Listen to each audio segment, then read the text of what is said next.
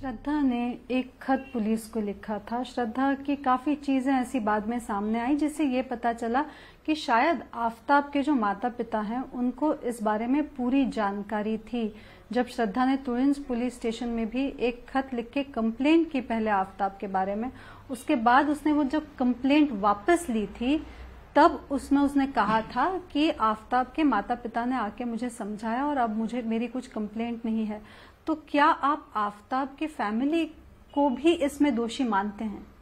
जी हाँ, जो उसने कंप्लेंट में भी मेरे बेटी ने लिखा है ये आफताब के पिताजी और माताजी के बारे में, वो सब ये जानते थे। लेकिन उसके पहले भी जब मैं कंप्लेंट की, उसके पहले उसके माँ के पास गया था। उसके माँ ने भी मुझे कहा था कि इन लोग का हमेशा झगड़ा होता है और ये फिर श्रद्धा मेरे पास आके बातें करती थी और सब बातें बताती थी। और फिर वो अभी चली गई है तो मुझे पता नहीं कहाँ गई है। तो मुझे ऐसा ही लग रहा है कि इनको सब बातें मालूम थी, फिर भी हमें कुछ बताया नहीं उस वक्त। क्या आपने उनके माता पिता से मिलने की कभी कोशिश की थी?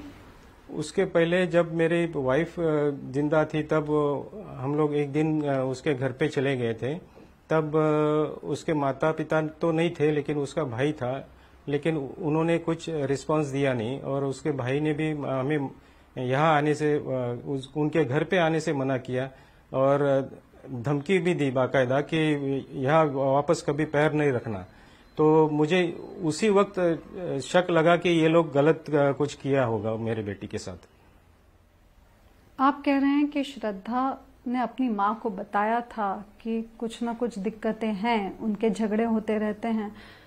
ऐसा सामने आता है कि श्रद्धा अपने माँ के भी काफी करीब थी, तो वो आपको क्या बताती थी कि श्रद्धा कैसी है, क्या कुछ उसकी लाइफ में प्रॉब्लम्स चल रही हैं?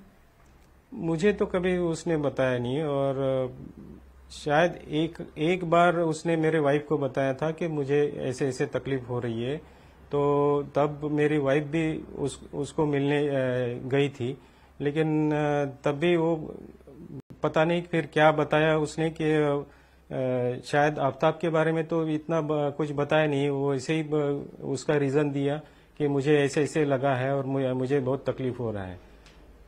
तो मुझे मालूम ही नहीं है कि इसके साथ ऐसे मतलब आफताब ने ये सब तकलीफ दी है। तो आप कह रहे हैं जब आप पुलिस में भी गए तब भी आपको पता नहीं था कि श्रद्धा इतनी चीजें सह रही थी, उसको इतनी दिक्कतें आ रही थी लाइफ में?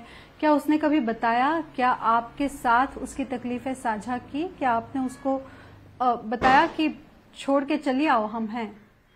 जी, मुझे तो यही लग रहा था कि कभी न कभी वो मेरे पास आएगी और बताएगी कि ये मुझे तकलीफ दे रहा है। यही मैं मतलब एक्सपेक्ट कर रहा था, लेकिन उसने कभी मुझे जानकारी नहीं दी कि मैं तकलीफ में हूं करके। नहीं तो मैं आज उसको यहाँ घर पे लेके आता था।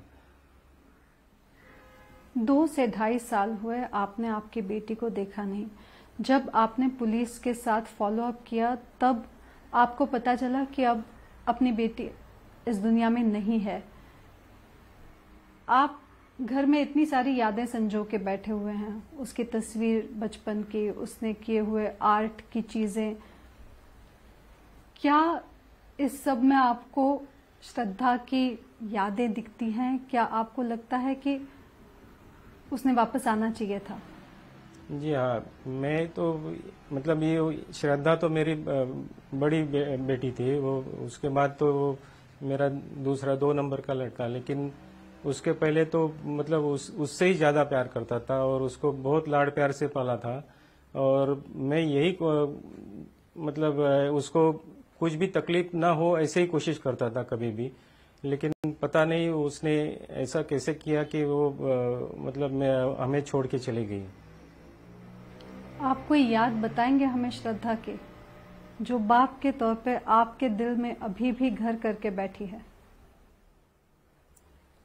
बहुत सारी यादें हैं, लेकिन अभी मैं इतना सदमे में हूँ कि मैं अभी कंट्रोल नहीं कर पाएगा।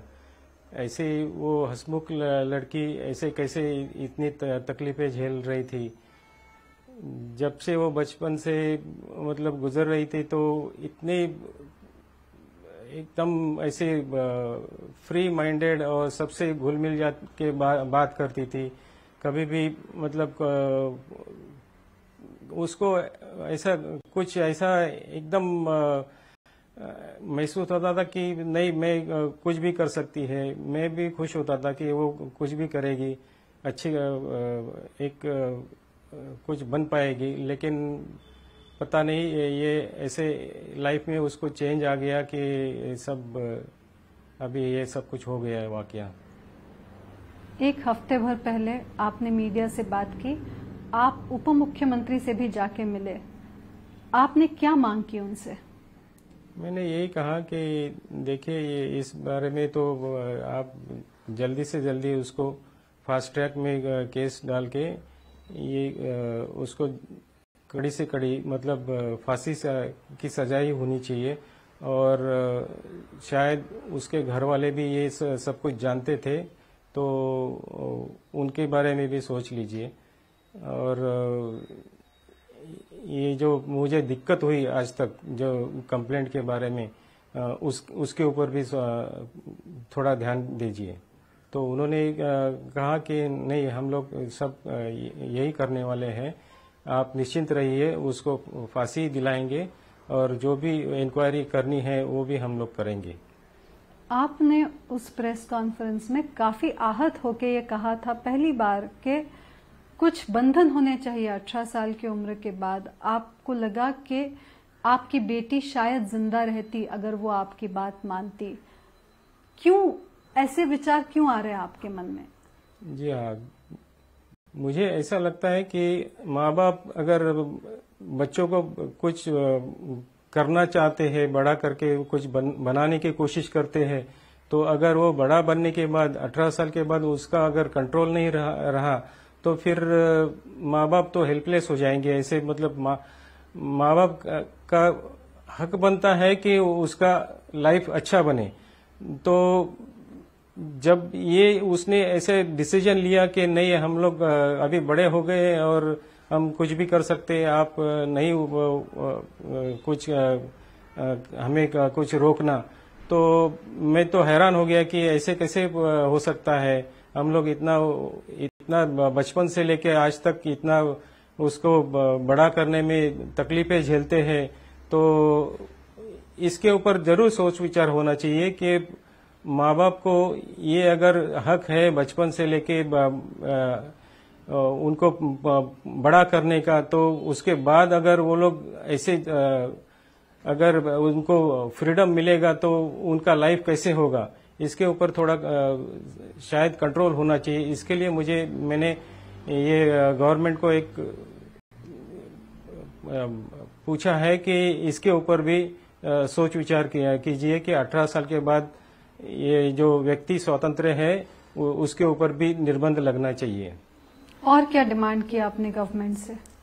मैंने एक और डिमांड की है कि ये जो मोबाइल ऐप्स है उसके ऊपर भी कुछ कंट्रोल कीजिए, जो आजकल की नई जनरेशन को बिगाड़ रही है, उसके ऊपर भी जरा ध्यान दीजिए।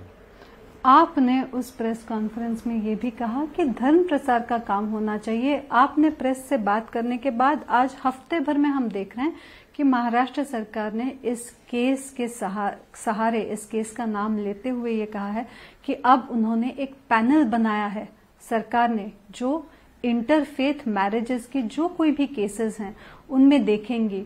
तो क्या आपको लगता है कि आपकी जो मांग थी उसको कहीं ना कहीं सरकार ने सुन लिया है?